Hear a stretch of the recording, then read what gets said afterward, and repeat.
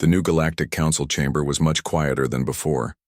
Where hundreds of alien representatives had once chattered and laughed at human expense, now only essential council members remained.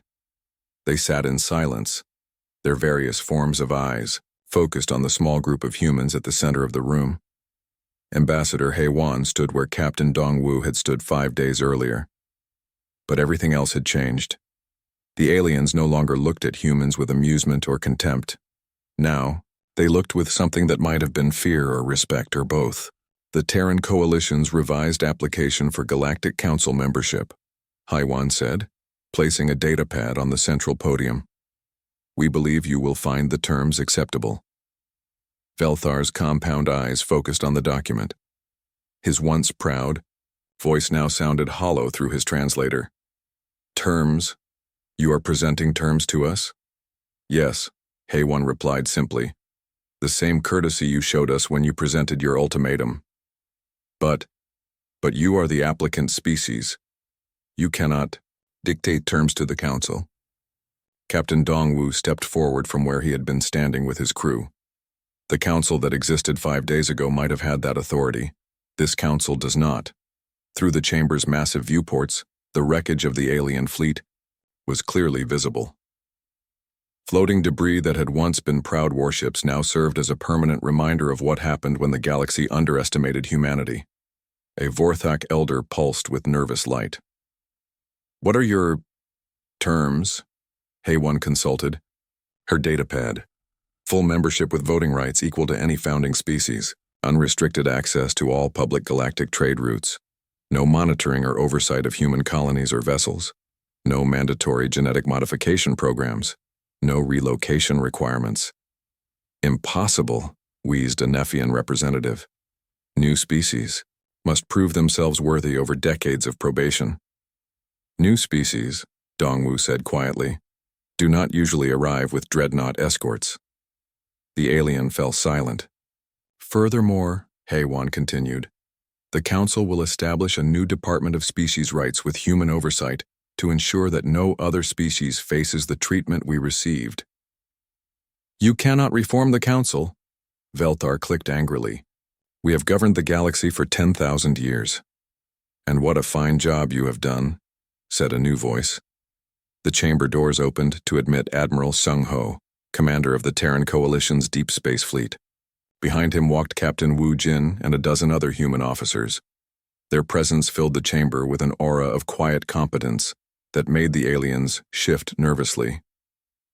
Admiral, Velthar said carefully, we were not expecting additional human representatives. I am sure you are not, Sung-Ho agreed. Just as you were not expecting the Righteous Fury or her escorts. Humans have a talent for exceeding expectations. The Admiral walked to the center of the chamber and looked around at the assembled aliens. I have spent the last 3 days reviewing Council records. 10,000 years of governance, and what do I find?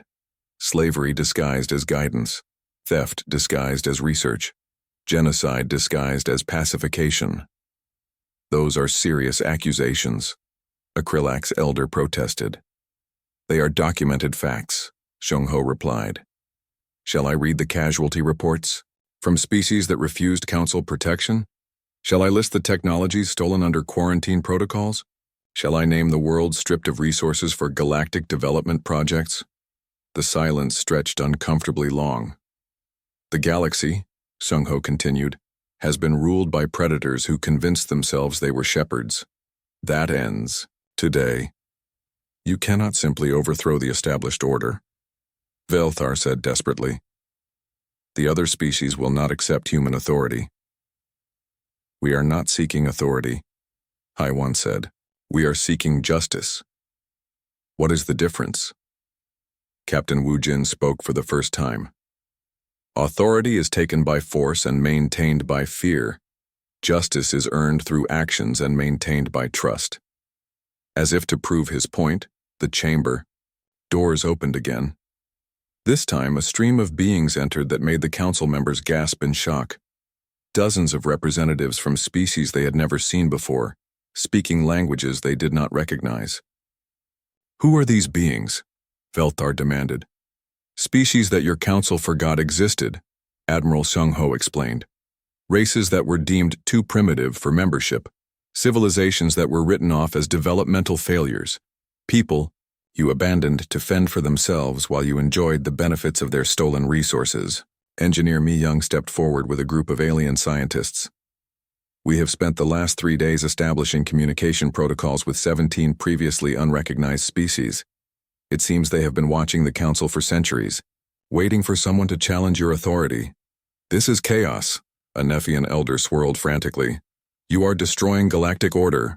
We are replacing galactic tyranny with galactic democracy. Heywan corrected. Every sentient species gets a voice.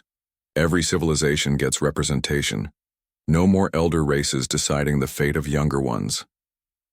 Medical Officer Sun Hee entered with a mixed group of humans and aliens, all wearing medical insignia. The new Galactic Medical Ethics Committee has reviewed Council biological research practices. We have documented over 3,000 violations of basic sentient rights. Those were legitimate scientific studies, protested a Vorthak researcher.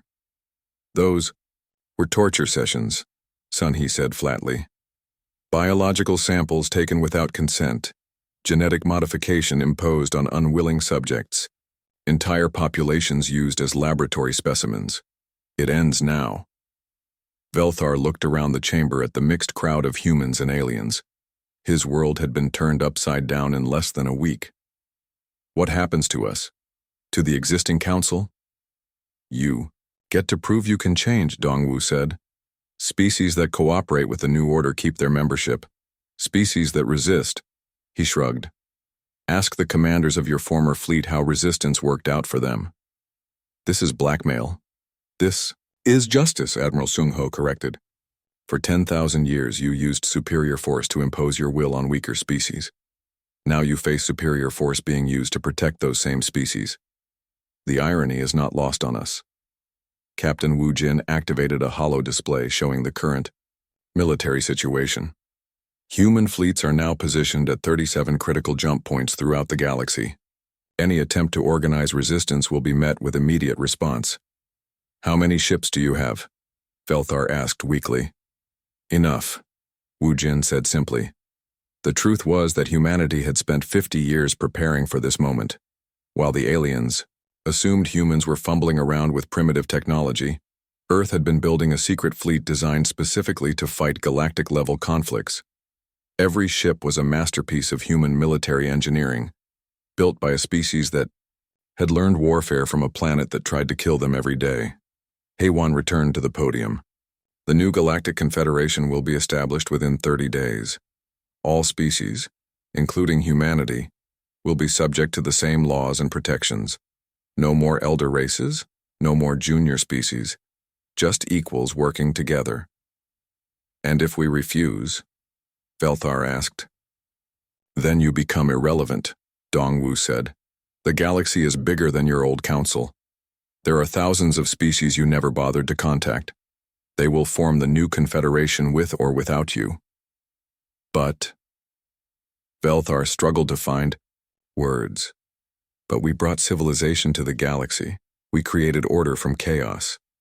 You created tyranny from freedom, Admiral Sung-ho replied. And you convinced yourselves it was necessary. The galaxy deserved better. Now it will get better. One by one, the alien representatives began to nod their agreement. Some did so eagerly, genuinely excited about the prospect of change. Others nodded reluctantly, recognizing that resistance would be futile. A few simply stared in shock at how quickly their world had changed. Very well, Velthar said finally. The Council accepts humanity's terms. The former Council, Heywan corrected gently, accepts the new Confederation structure. Humanity is just one voice among many now.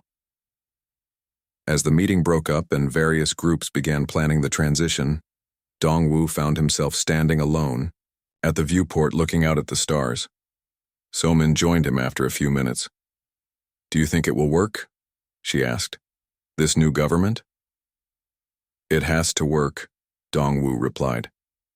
Because the alternative is another 10,000 years of the strong, preying on the weak. But what if other species try to abuse the system like the Council did? Dongwu smiled, and for the first time in days it was a genuinely warm expression. Then they will learn what the council learned. Humans do not tolerate bullies. Outside, the stars continued their ancient dance. But something fundamental had changed in the galaxy. For the first time in millennia, the weak had protectors who were strong enough to matter. The age of galactic tyranny was over. The age of galactic freedom had begun. And humanity, the species that had once been dismissed as primitive and violent, had become the guardians of that freedom. Not through conquest, but through the simple act of refusing to bow down to those who demanded submission. The galaxy would never underestimate humans again. The first shot came from the aliens.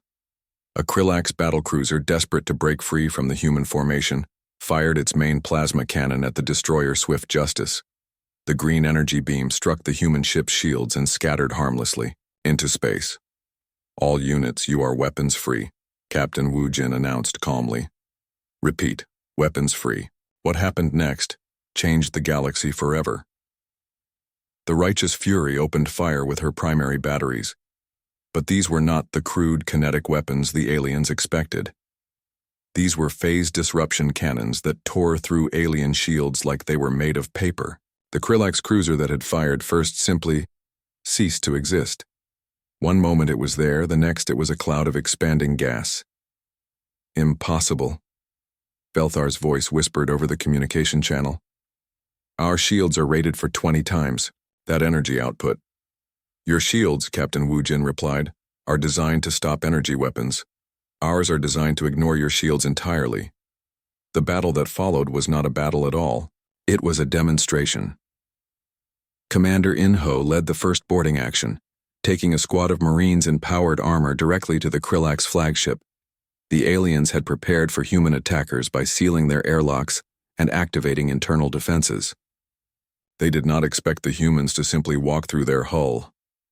"Phase shift armor," In-ho reported as his team materialized inside the enemy ship's command center. "Their weapons cannot touch us."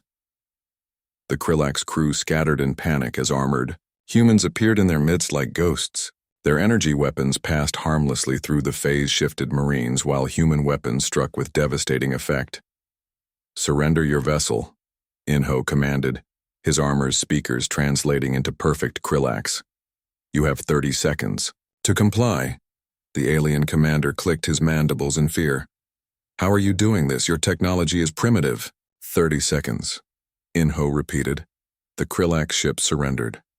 Meanwhile, Lieutenant Yuna was demonstrating why humans had studied their enemies so carefully. She had taken her team to a Vorthak crystal ship, one of their most advanced vessels. The Vorthak believed their crystalline structure made them invulnerable to most forms of attack. They were wrong. Yuna activated a device that looked like nothing more than a small tuning fork. The sound it produced was barely audible, but the effect on the Vorthak ship was immediate and catastrophic. The crystals that formed the ship's hull began to vibrate in harmonic resonance. "No!" The Vorthak captain's translated voice screamed. "You cannot do this. Our structure is stable." "Your structure," Yuna said calmly, "has a resonant frequency. We found it." The entire Vorthak vessel began to sing, a beautiful, crystalline tone that grew louder and more intense by the second. Then, in a shower of rainbow light, the ship shattered like a glass struck by an opera singer. The surviving Vorthak escaped in life pods, their voices filled with terror as they reported what they had witnessed. Across the battlefield, similar scenes played out. The Nephians discovered that their gas-form bodies could be contained and compressed until they became helpless clouds trapped in human force field generators. Other alien species learned that their advanced technology meant nothing against enemies, who had spent centuries perfecting the art of war. "This is impossible," Velthar broadcast to the entire system. "You are a primitive species. You have had space travel for less than a century." Captain Wu Jin's response echoed across every communication channel. "We are primitive in space travel, yes, but we have had warfare for 10,000 years. We have been preparing for this fight since we first looked up at the stars." The truth was crushing in its simplicity. While other species had developed advanced technology and peaceful societies, humans had spent millennia learning to kill efficiently. Every human weapon, every tactic, every strategic doctrine had been born from the crucible of Earth's endless conflicts. The aliens had advanced shields. Humans had developed weapons that ignored shields. The aliens had sophisticated computers. Humans had learned to think faster than any computer when lives were at stake. The aliens had superior numbers. Humans had mastered the art of making every shot count. Please, Velthar's voice cracked with desperation. We surrender, call off your attack. But the humans were not attacking anymore. They were teaching. Navigation Officer Si Jin worked with Communications Specialist Jun Ho to broadcast everything, in real time. Every alien ship destroyed, every innovative human tactic, every moment of alien terror was transmitted across the galaxy's communication networks. Why are you doing this? An alien voice asked. Why show the galaxy our defeat? Because, Dongwu answered, the galaxy needs to understand what happens when you threaten humanity. The lesson was not just for the aliens at Nexus Station. It was for every species in the galaxy that might consider humans easy prey. The message was simple but effective.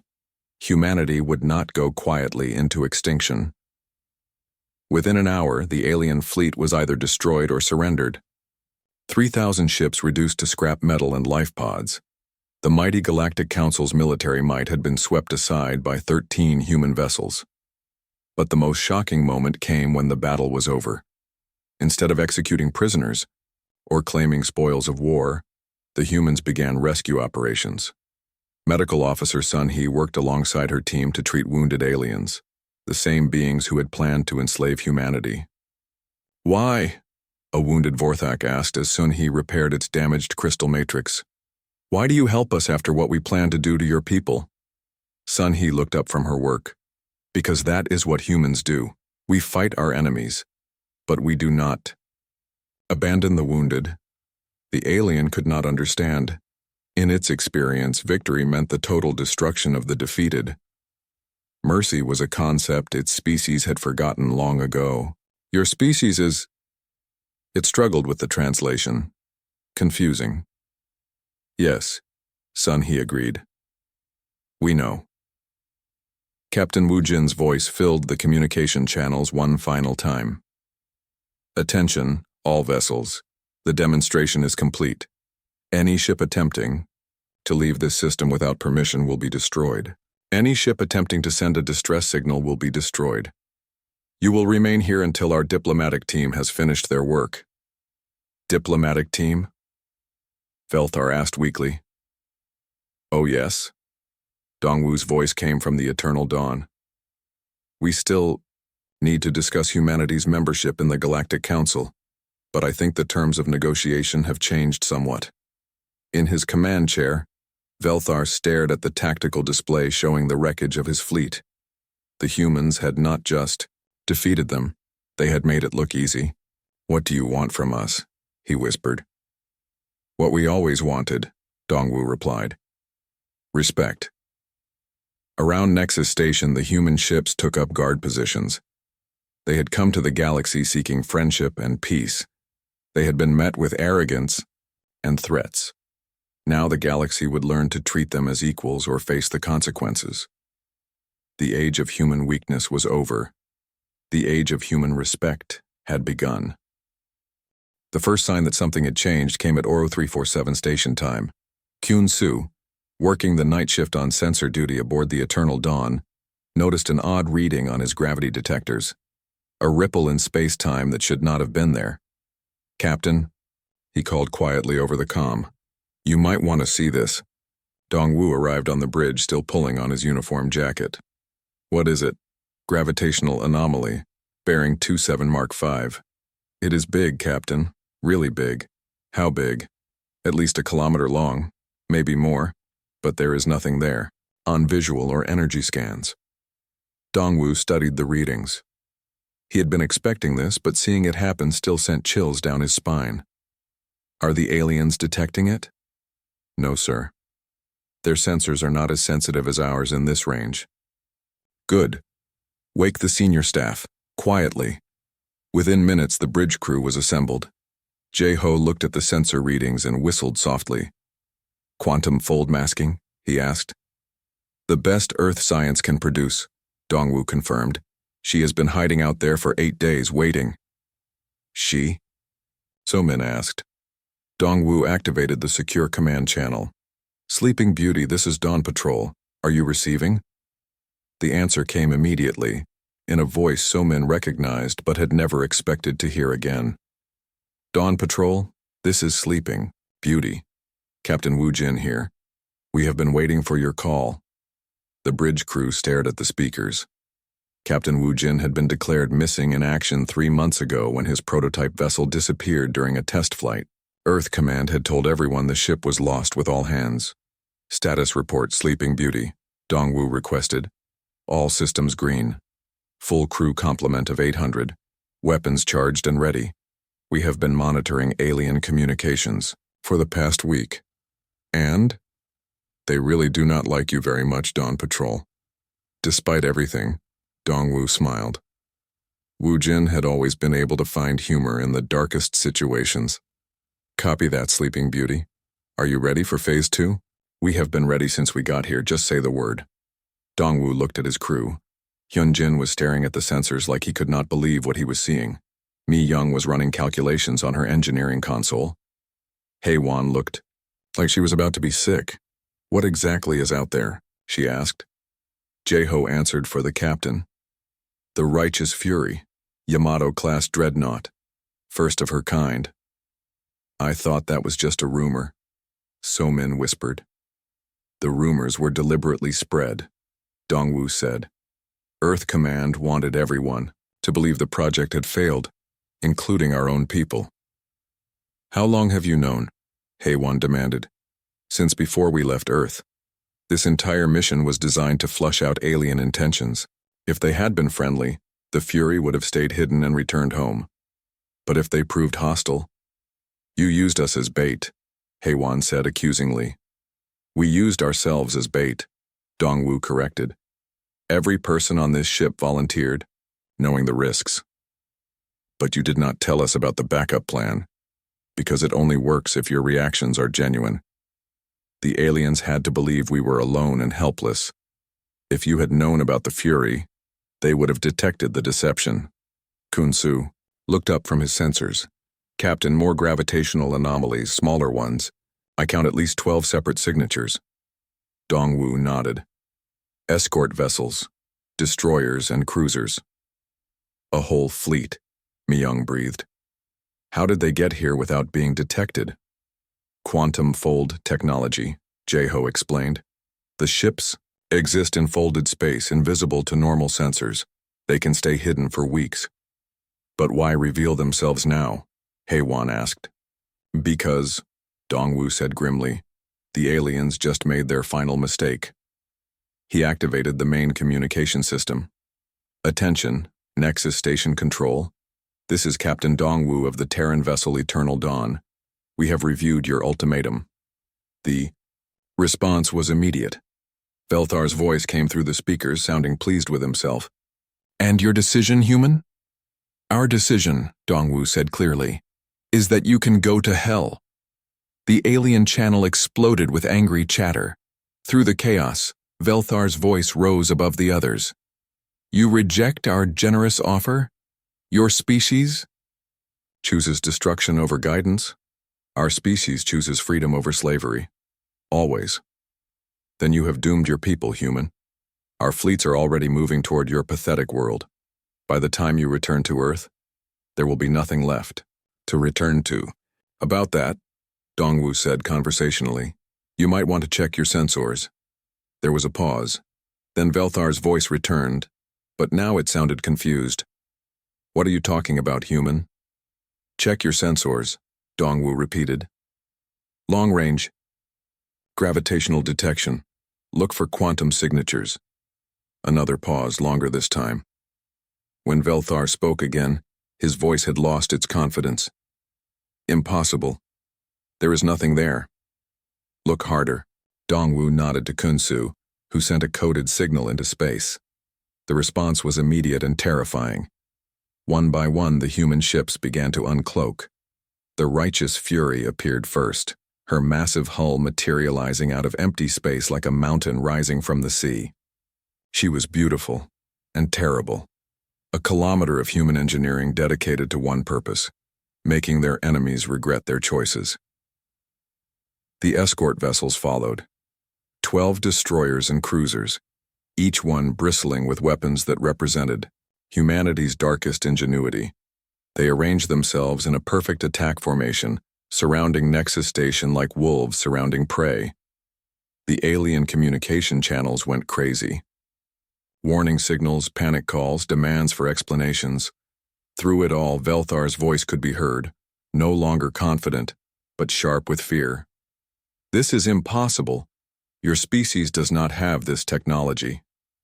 "Our species," Dongwu said calmly, "is full of surprises.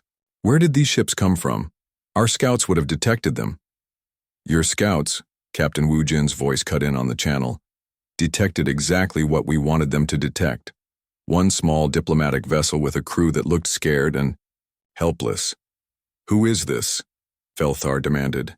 "Captain Wu Jin, commanding the dreadnought Righteous Fury. We have been listening to your threats against our people. We find them unacceptable." On the bridge of the Eternal Dawn, the crew watched their sensors in amazement. The alien fleet that had looked so overwhelming minutes ago now seemed small and scattered. The human ships were fewer in number, but each one was a masterpiece of military engineering. "Captain," Yunji's voice came from the Fury, "weapons systems are online. We have target locks on over 200 enemy vessels." "Enemy vessels?" Velthar's voice cracked. "We are not enemies. We are representatives of galactic civilization. You threatened our people with extinction," Dongwu said. "You tried to steal our technology and harvest our biology. You plan to invade our world while pretending to negotiate. What would you call that? Misunderstanding, cultural differences. These things can be worked out." "No," Captain Wu Jin said firmly. "They cannot." The human fleet began to move, ships positioning themselves with mechanical precision. The aliens had superior numbers, but they were spread out and unprepared. The humans had the advantage of surprise, superior positioning, and something else that the aliens were only beginning to understand. The humans had been built for war. "Please." Velthar's voice had lost all pretense of authority. "We can negotiate. We can find a peaceful solution." "You had your chance for peace," Dongwu replied. "You chose to threaten our families instead." "What do you want from us?" Dongwu's smile was cold as winter. "We want you to learn." "Learn what?" "Learn what happens when you mistake human restraint for human weakness." The lesson was about to begin. The document arrived at dawn, station time. 3 pages of elegant alien script that translated into humanity's death warrant. Heiwan read it twice before bringing it to Dongwu's quarters, her hands shaking with anger. "They call it the Terran Integration Ultimatum," she said, placing the datapad on his desk. "Captain, this is not negotiation, this is surrender terms." Dongwu read through the document slowly. Each line made his jaw tighten more. The aliens wanted Earth's entire population relocated to supervised colonies. They wanted human children taken at age 5 for proper education in alien facilities. They wanted human adults sterilized until they could prove genetic fitness for reproduction. "They want to breed us like animals," he said quietly. "It gets worse," Heiwan said. "Section 12 requires all human military forces to be disbanded. Section 15 demands that Earth's government be replaced with an alien oversight committee. Section 23..." She paused. "Section 23 requires mandatory genetic modification to make humans more suitable for galactic society." "More suitable," Dongwu repeated, "meaning more docile." "That is exactly what it means." Dongwu set the datapad down and walked to his viewport. Outside, he could see the alien vessels that surrounded Nexus Station. Hundreds of them, from dozens of different species. All of them armed. All of them ready to enforce the Council's will. "How long do we have to respond?" he asked. 72 hours. If we refuse, they will consider it an act of aggression against galactic peace. A soft chime indicated someone at the door. So-min entered, her face pale. "Captain, I am picking up massive fleet movements throughout the system. Ships are jumping in from hyperspace every few minutes." "How many ships?" "Over 3,000 so far. And they are still coming." Dongwu closed his eyes. 3,000 ships. Even if every one of them was small, it was still an overwhelming force. Earth's entire space navy had maybe 50 vessels, and most of those were explorers and cargo haulers. "Are any of them human?" he asked, though he already knew the answer. "No, sir." "All alien registry." Another chime. This time, Mi Young entered, with her engineering team. She looked grim. "Captain, they are not even pretending anymore. Active scanning of our ship. Full spectrum analysis. They are mapping every bolt and wire aboard the Eternal Dawn." "Any response from Earth?" "Nothing yet. Our quantum communicator is working, but Earth Command has not sent any new orders." That worried Dongwu more than anything. Earth Command always responded quickly to priority communications. The silence meant either they were preparing something big, or they had already been silenced permanently. "Sir," So-min spoke up hesitantly, "there is something else. I have been monitoring alien communications. They are not just bringing ships to intimidate us." "What do you mean?" "Some of these fleets are already moving toward Earth's solar system. The aliens are calling it preliminary pacification measures." The room went dead quiet. Dongwu felt something cold settle in his stomach. "How long have they been moving?" he asked. "At least a week, maybe more." "Captain, they started this before. We even arrived here. The negotiations, the meetings, the ultimatum, it was all just a show. They already decided what they were going to do to humanity." Haewon sank into a chair. "We were never supposed to succeed. This whole diplomatic mission was just a way to keep Earth's leadership distracted while they positioned their forces. And to study us," Mi Young added bitterly. "They needed to understand human technology and biology before they invaded. We gave them everything they needed to destroy us." Dongwu walked back to his desk and picked up the ultimatum. "Not everything," he said quietly. That afternoon, Velthar summoned them to a private meeting. Not the great chamber this time, but a smaller room with just the council's senior members. The Krillax leader sat across from the humans like a judge, about to pronounce sentence. "Have you considered our generous offer?" Velthar asked. "Generous?" Dongwu kept his voice level. "You want to enslave my entire species." "We want to civilize your species," corrected a Vorthak elder, its crystal body pulsing with cold blue light. "Left alone, humans will destroy themselves. We have seen it happen to other primitive races." "Other races that refused your guidance?" Haewon asked. "Other races that lacked wisdom," the Vorthak replied. "The galaxy is vast and dangerous. Young species need protection." "Protection from whom?" Velthar gestured with one of his 4 arms toward the viewport. Outside, the growing alien fleet was clearly visible. "From those who would exploit their weakness," he said with what might have been a smile. "There are predators in space, human, species that see weakness as opportunity." The message was clear. Submit to us, or face something worse. A Nephian elder swirled closer, its gas form taking on a threatening shape. "Your species' violent nature makes you particularly vulnerable. Other races see your aggression and assume you will become a threat. They will move against you." "But you will protect us from them?" Dongwu asked. "Of course. Under our guidance, humanity can find peace. The peace of the grave." Velthar's compound eyes focused on Dongwu. "Your species has 2 choices, human. Accept our protection willingly or have it imposed upon you. The result will be the same. And if we refuse both choices, then your species will cease to exist. Space is unforgiving to those too proud to accept help." Dongwu stood up slowly. "I need to discuss this with my crew." "You have 24 hours, Velthar said. "After that, events will proceed regardless of your decision." As they walked back to their ship, Hyunjin whispered urgently, "Captain, we have to warn Earth. They need to prepare for invasion." "Earth already knows," Dongwu said. Why do you think they sent us here? Sir? Did you really think Earth's leadership would send their best diplomatic ship into unknown space without backup plans? Did you think we would walk into a first contact situation blind and helpless? So-min looked confused. But Captain, we are blind and helpless. We have one ship against thousands. Dongwu stopped walking and looked at his crew. These good people, who had volunteered for this mission knowing it might be their last, they deserved to know the truth. No, he said quietly. We have exactly what we need.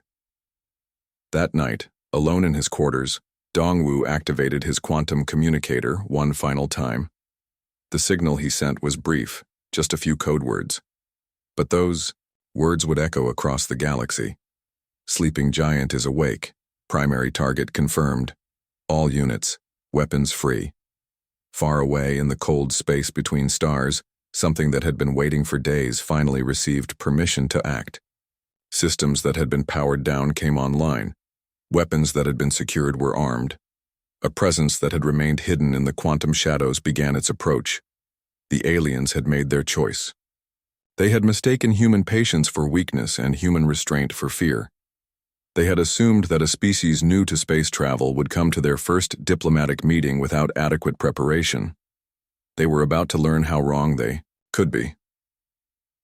Dongwu looked out at the alien fleet and smiled. Not the diplomatic smile he had worn in the council chambers, but something cold and predatory. Come morning, he whispered to the stars. You are going to discover what humanity is really capable of. In the darkness, death itself was moving toward Nexus Station. 3 days had passed since the first meeting, and nothing had improved. The aliens seemed to enjoy making the humans wait. Every time Haiwan requested another audience with the council, they got the same answer. The council will consider your request when time permits. Dongwu knew they were being insulted on purpose, but he also knew something else. His chief engineer Mi-young had been busy during those 3 days. She had not been waiting around feeling sorry for herself. She had been scanning. Captain, Mi-young said as she entered his quarters. Her face was grim. You need to see this. She placed a data pad on his desk. The screen showed energy patterns and technical readings that made Dongwu's blood run cold. What am I looking at? He asked. Their quarantine protocols, Mi-young said. Every ship that docks here gets scanned. They told us it was for diseases and dangerous materials. But it is not medical scanning, Captain. They are copying our technology. Every circuit, every program, every piece of equipment on our ship. They are stealing all of it. Dongwu stared at the data. Are you sure? Completely sure. I caught them in the act. Their scanning beams are designed to penetrate our hull and record everything inside. They have been doing this to every species that visits. This was worse than insults. This was theft on a massive scale. Dongwu's hands clenched into fists. Have you told the others? Not yet. I wanted to confirm it first. But Captain, there is more. She pressed another control on the datapad. New information appeared. They are not just stealing from us. They are studying our crew. Biological scans, psychological profiles, even genetic mapping. They know more about us now than we know about ourselves. Dongwu felt sick. The aliens had been treating them like specimens in a laboratory while pretending to consider their request for membership. It was the worst kind of betrayal. Get me Haiwan, he said. We are going to confront them about this. But before Mi-young could leave, the ship's communication system crackled to life. So-min's voice came through tight with worry. Captain, to the medical bay. Emergency. Dongwu ran through the corridors with Mi-young close behind. In the medical bay, they found Sun-hee, their medical officer, working over a young man on the treatment table. It was Kyung-ho, one of their youngest crew members. What happened? Dongwu demanded. He was attacked, Sun-hee said without looking up from her patient. 3 Nephians cornered him in one of the station's side passages. They tried to take biological samples. Samples? Blood, tissue, genetic material. They had these devices that looked like medical tools. When Kyung-ho tried to resist, they used some kind of paralysis beam on him. Dongwu looked down at the Unconscious young man. Kyung-ho was barely 22 years old. He had joined the crew because he wanted to see the stars and meet alien races. Now he lay unconscious because those aliens had treated him like a laboratory rat. "Is he going to be okay?" Dong-woo asked. "Yes," Sun-hee said. "But they took what they wanted. I can see the extraction points. They were very precise." Mi-young spoke up. "Captain, this confirms what I found. They are not just scanning our technology. They are harvesting our biology too." Dong-woo's face went dark. "Where did this happen?" "Section C7 near the atmospheric processors," Sun-hee said. "There are no security cameras there. They chose the location carefully."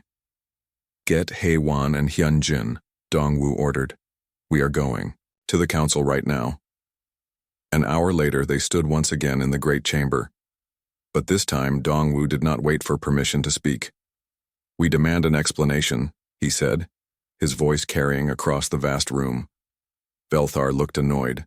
"An explanation for what, human?" "Your people attacked one of my crew members. They tried to steal biological samples without permission." The Krillax made a dismissive gesture with one of his arms. "I know nothing of this alleged incident." "Alleged?" Dongwoo's voice rose. "My medical officer has evidence. We have scan records. We know what happened." A Vorthak floated forward, its crystal body pulsing with blue light. "If biological samples were taken, it was for research purposes. Your species is new to us. We must understand your biology to ensure compatibility with galactic society." "Without our permission?" Hae-won asked. "Permission?" The Vorthak's light shifted to red. "Young species do not understand what is best for them. We act for your own good." Dong-woo could not believe what he was hearing. "You assaulted my crew member. You paralyzed him and took samples from his body against his will. That is not research. That is assault." "Your emotional response proves our point," Velthar said calmly. "Mature species understand that, individual. Concerns must give way to scientific necessity." "Scientific necessity?" Hyun-jin spoke for the first time. "You call assault and theft scientific necessity?" More aliens joined the conversation. A large Nephian swirled closer, its gas form shifting, shapes as it spoke. "Your species shows typical primitive thinking. You believe individuals matter more than knowledge. This is why you are not ready for galactic society." "And you believe knowledge matters more than consent," Dong-woo replied. "This is why your society is corrupt." The room erupted in angry sounds. Aliens stood up, flashed with different colors and made threatening gestures. But Velthar raised his arms for quiet. "Enough of your accusations, human. Your species was invited here as a courtesy. But perhaps that was an error." "Perhaps it was," Dong-woo agreed. "We came here believing we would meet civilized beings. Instead, we find thieves and predators." "How dare you?" A Krillax in the upper rows clicked angrily. "We are the guardians of galactic civilization." "You are the guardians of nothing but your own power," Mi-young said quietly. "We know about the scanning. We know you have been stealing our technology." "Stealing?" Velthar laughed, a harsh sound that came through his translator. "Lesser species cannot own technology. Knowledge belongs to those advanced enough to use it properly." There it was. The truth finally came out. The aliens did not see humans as equals. They did not even see humans as people. They saw them as resources to be exploited. Hae-won tried one more time to salvage the situation. "Surely we can work something out.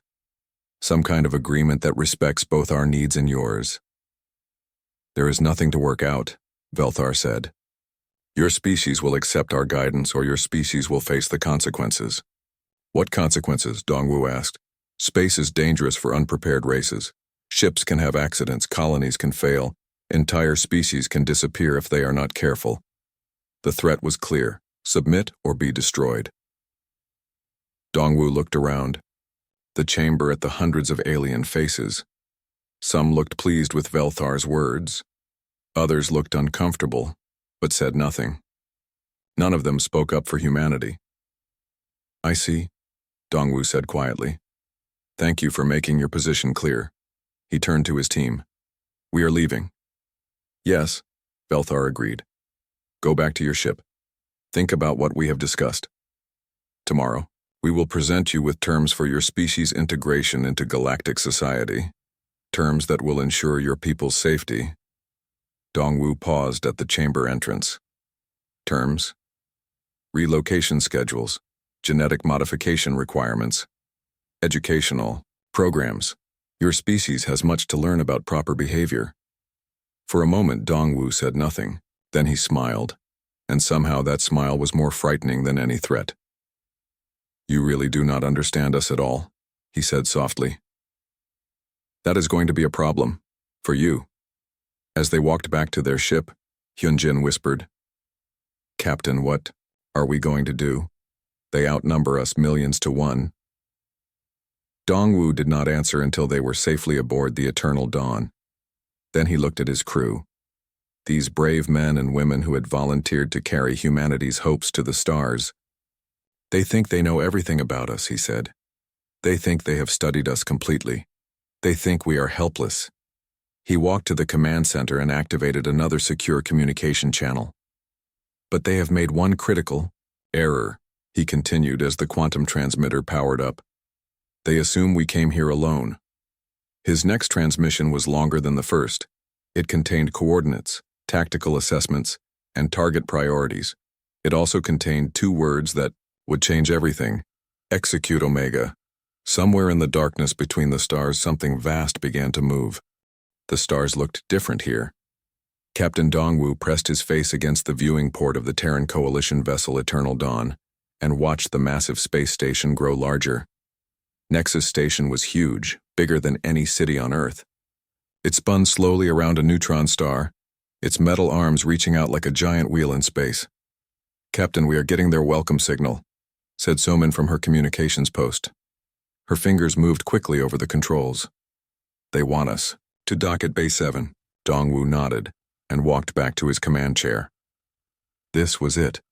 The first time humans would meet the Galactic Council. After 50 years of space travel, Earth had finally been invited to join the big family of alien races. At least, that was what they hoped would happen. Take us in slow, Hyunjin, Dongwu told his tactical officer. We do not want to look aggressive. Hyunjin's hands were steady on the controls, but Dongwu could see sweat on his forehead. They all felt nervous. This meeting would decide if humans got to join the galaxy or stay alone on their small blue planet. The docking went smooth. Within an hour, they were walking through the station's corridors. The gravity felt strange, a little lighter than Earth normal. The air smelled like metal and something sweet that Dongwu could not identify. Their first shock came when they saw the other beings. The Krillax looked like giant insects, standing 2 meters tall on 4 legs. Their bodies were covered in hard shells that clicked when they moved. The Vorthak were even stranger, living crystals that pulsed with inner light. They did not walk but floated a few inches above the ground. The Nephians were the weirdest of all. They looked like clouds of gas held together in clear containers, shaped like bodies. Welcome, young species, said a Krillax in perfect English. His voice came through a translator box attached to his chest. I am Council Speaker Velthar. You may follow me. The way he said young species made it sound like an insult. Dongwu kept his face calm, but he noticed how the aliens stared at them. Some pointed. Others made sounds that might have been laughter. The meeting room was enormous. Hundreds of different alien beings sat in rows that went up to the ceiling. Dongwu and his team, Yoon-jin, So-min, communications specialist Haewon, and Chief Engineer Jae-ho walked to a small platform in the center. All eyes were on them. State your business, Velthar said. He did not sound friendly. Dongwu stepped forward. We are here to request membership in the Galactic Council. Earth wishes to join the community of spacefaring races. A wave of sound filled the room. The aliens were talking to each other, and most of it did not sound good. Dongwu caught words like primitive and dangerous coming through the translators. Velthar raised one of his forearms for silence. Your species has only had space travel for 50 of your years. Most races wait centuries before they are ready for galactic society. We learn fast, Dongwu said. A Vorthok floated closer. Its crystal body flashed with different colors as it spoke. Your species has a history of violence. We have studied your planet. You fight wars constantly. How can such beings join a peaceful council? Jeho started to speak, but Dongwu touched his arm to stop him. We have had conflicts, yes, but we have also made peace. We came here not with weapons, but with hope. More alien laughter filled the room. A Nephian's gas form swirled as it spoke. Hope? Your technology is centuries behind ours. Your ships are crude metal boxes compared to our vessels. What could your species possibly offer the galaxy? Dongwu felt his jaw tighten, but he kept his voice level. We offer ourselves, our knowledge, our friendship, our willingness to learn. Learn? Velthar's insect head tilted to one side. You assume you would survive long enough to learn. Space is dangerous for unprepared species. The insult was clear now. These beings did not see humans as equals. They saw them as pets, or worse, as problems to be solved. Heiwan stepped forward. She was the diplomat trained for this moment. Honored Council, we understand your concerns. Perhaps we could start with a trial membership or observer status. Impossible, said another Krillax. Your species is too unstable, too violent. Look at your history. You cannot even keep peace on your own world. That was in our past, Soman said quietly. We have united now. Earth has one government, one voice. For how long? Velthar asked. Your species changes its mind like the wind changes direction. Today you want peace. Tomorrow you will want war again. Dongwu had heard enough. You speak of war as if you have never known it, but I see the weapons on your ships. I see the military vessels in your fleets. Do not lecture us about violence when you are prepared for it yourselves. The room went quiet. Velthar's compound eyes focused on Dongwu. We are prepared to defend civilization from threats. Species like yours. Species like ours, Dongwu repeated slowly. You mean species that refuse to bow down and accept insults? Hyunjin shifted nervously beside him. This was not going how they had planned. They were supposed to be polite, respectful, eager to please. But these aliens were not treating them like potential members. They were treating them like children who had wandered into an adult conversation. Your arrogance proves our point, Velthar said. A mature species would accept guidance from their elders. You show the same pride that has caused so much suffering on your world. And you show the same arrogance that has probably caused suffering on yours, Dongwu replied. The aliens made angry sounds. Some stood up from their seats. Others began flashing with different colors. Enough, Velthar's voice boomed through. The translator. Your species is not ready. Come back in 100 years if you survive that long. This session is ended. But Dongwu did not move. He stood on the platform and looked up at the hundreds of alien faces staring down at him. You want to know what humans offer the galaxy? We offer something you seem to have forgotten. And what is that? Velthar asked. The ability to surprise you, Dongwu said quietly. You have studied our history. You know our technology. You think you understand us completely. But you understand nothing at all. He turned to his team. We are leaving. As they walked toward the exit, Velthar called after them. Go back to your little world, human. Play with your crude ships and your simple weapons. The galaxy has no place for species that cannot accept their limitations. Dongwu stopped at the doorway and looked back. His voice carried clearly across the silent room. You mistake our restraint for weakness. That is your first error. It will not be your last. The walk back to their ship felt long. None of them spoke until they were safely aboard the Eternal. Dawn, then Heiwan exploded. What were you thinking? We were supposed to be diplomatic. Instead, you practically threatened them. They threatened us first, Hyunjin said. Did you hear how they talked to us? Like we were animals. Maybe we should. Try again tomorrow, So-min suggested, after they have time to cool down. Dongwu shook his head. No, there will be no more meetings. They have made their position clear. He walked to his private quarters and sealed the door. Once alone, he opened a secure communication channel. The quantum transmitter hummed to life, sending a coded signal toward the edge of the system. Authorization Omega-7, he said quietly into the microphone. Execute protocol. Outside, the stars continued their ancient dance, but something had changed in the darkness between them. Something was waking up.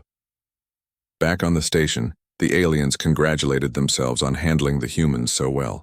They had no idea that their casual arrogance had just triggered a response that would shake the entire galaxy. The age of human restraint was about to end,